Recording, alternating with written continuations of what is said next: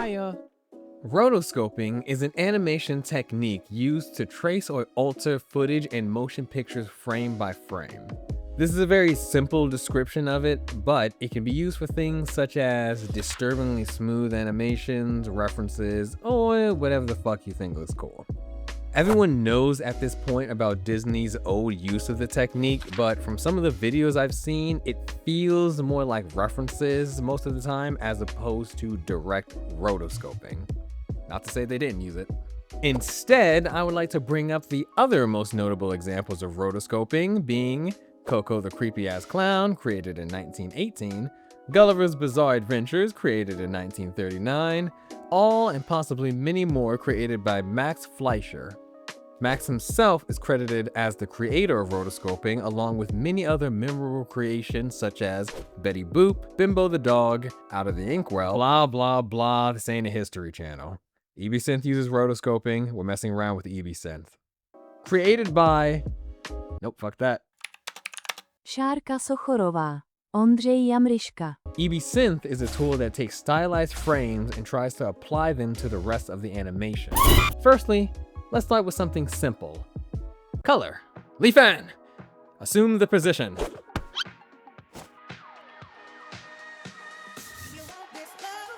So for starters, trying to add color to the line art just doesn't work. The test I've tried with this one was a transparent background versus a colored background, and the colored one helped better define the shape of the character, resulting in a better outcome, but still flawed. Surprisingly, EbSynth version 2 managed to actually do it fairly well.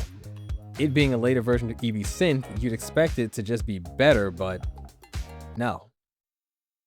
Anyway, before moving on to the next stage, I tested out a simple color change, and it handled it really well. Next up, shading. Shading is my primary reason for looking into EbSynth, and is what I typically have the most issues with.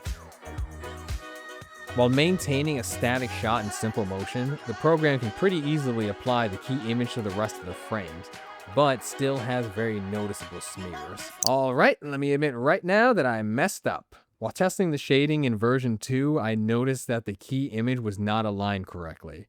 I don't know how this happened, but after fixing it, the outcome was much better. Not perfect, but I don't think it ever will be. Also, version 2 was worse. For the final test, I wanted to try more motion along with changing expressions. Here is where a single key image is not enough and more are going to have to be added. But it's also here where I think the real problem with version 2 of EbSynth is showing. After using 4 keys, the results fared better with individual poses, but transitioning between them is where the problems lie. The bright side of this is that I'm sure these problems can be ironed out with just a few more keys. And these are only 4 images that I had to shade out of 82 frames, which made up the animation, which is pretty good despite the smearing.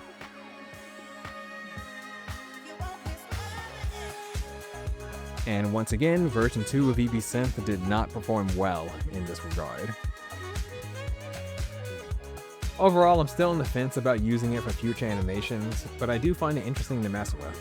There's still a few settings that I have yet to experiment with, but that could be saved for another time. I'll probably use it occasionally for simple shots, but outside of that, I don't know, whatever.